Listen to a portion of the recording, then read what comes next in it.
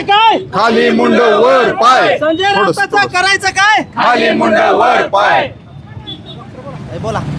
मुर्दाबाद मुर्दाबाद संजय राऊत मुर्दाबाद. मुर्दाबाद मुर्दाबाद. संजय राऊत मुर्दाबाद. जया भाऊ तुम आगे बढ़ो. हम तुम्हारे साथ हैं. जया भाऊ तुम आगे बढ़ो. हम तुम्हारे साथ हैं. नीम का पत्ता कड़वा है. संजय राऊत बड़वा है. नीम का पत्ता कड़वा है. संजय राऊत बड़वा है. नामदार जयकुमार गोरे भाऊ यांचा विजय असो. नामदार जयकुमार गोरे भाऊ यांचा विजय असो. अय्या संजय राऊतचं करायचं काय? खाली मुंड वर पाय. संजय राऊतचं करायचं काय? खाली मुंड वर पाय. खऱ्या अर्थानं संजय राऊत म्हणजे या महाराष्ट्राला आणि या देशाला लागलेली कीड आहे. खातो उद्धव साहेबांचं आणि गातो बारामतीकरांचं. ह्या महाराष्ट्रामध्ये या महाराष्ट्राची अस्मिता, मराठी माणसाचा आवाज असणारी शिवसेना संपवायचं खऱ्या अर्थानं काम कोणी केलं असेल तर संजय राऊत सारख्या दळभद्री प्रवृत्तीनं केलेलं आहे. आणि या महाराष्ट्रामध्ये हा महाराष्ट्र राज्याचे कर्तृत्ववान ग्रामविकास मंत्री नामदार जयकुमार गोरेभाऊ सातत्यानं महाराष्ट्रातील गोरगरीब जनतेसाठी, इथं असणाऱ्या शेतकऱ्यांसाठी, कष्टकऱ्यांसाठी अतिशय चांगलं काम करत आहेत.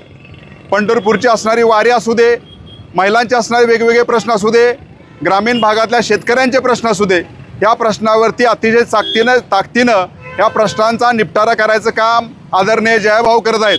परंतु अशी बेताल वक्तव्य करून कुठंतरी स्वतःला चर्चेमध्ये ठेवायचं अशा प्रकारच्या दुष्ट प्रवृत्तीचा या ठिकाणी मी संपूर्ण महाराष्ट्राच्या वतीनं, संपूर्ण देशातील नागरिकांच्या वतीनं जाहीर असा निषेध करतो.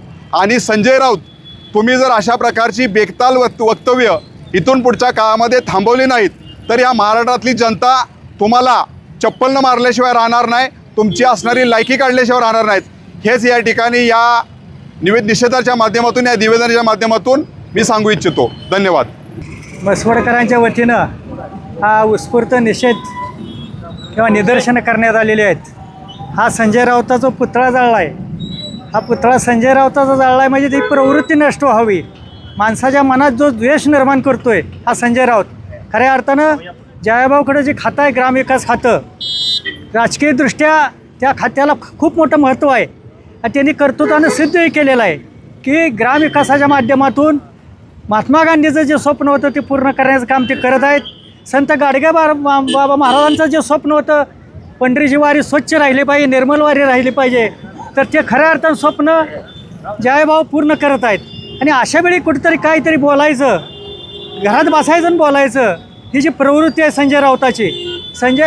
मला पोलिसांना एक सांगायचं आहे ह्या निमित्तानं की ज्या दृष्टीनं एखादं घरोघर जर भांडण झालं तर तुम्ही लगेच आमदार पुढं हजर करता का, तर अराजकता निर्माण होईल, भांडण निर्माण होईल. तसंच भविष्यात यांच्या वक्तव्यानं महाराष्ट्रात ठिकठिकाण जे असं रौद्र स्वरूप येतं आहे, लोकांच्या तीव्र भावना होतात, कार्यकर्त्यांच्या तीव्र भावना होतात किंवा लोकात भांडणं लागतात, त्यासाठी ह्या संजय राऊतवर प्रतिबंधात्मक कारवाई पोलीस स्टेशन करावी अशी या निमित्तानं मागणी करत आहे.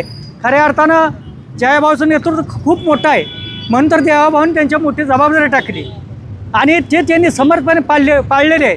राजकीय भाषेत जर म्हणायचं झालं, ग्रामविकास खातं म्हणजे ग्रामीण विकासाचा तो मुख्यमंत्री, ग्रामीण भागाचा तो मुख्यमंत्री असं संबोधलं जातं. राजकीय वर्तुळात खऱ्या अर्थाने ही चर्चा असते की ग्रामविकास खातं ज्यांच्याकडे असतं तो खऱ्या अर्थानं ग्रामीण भागाचा तो मुख्यमंत्री असतो. खऱ्या अर्थानं मुख्यमंत्री आपले देवाभाऊ आहेत, त्यांच्या नेतृत्वाखाली ते काम करत आहेत, तो भाग वेगळा. पण एक अशी लोकात एक पहिल्यापासून म्हण आहे, पूर्वीपासून आम्ही ही चर्चा ऐकलेली आहे. पण त्या खात्याला त्याने अतिशय चांगल्या पद्धतीने न्याय दिला असताना अशी काय तर टुकार लोक बोलत असतात. याकडं आपण न लक्ष देता, परंतु लक्ष न दिलं तर ही प्रवृत्ती वाढती.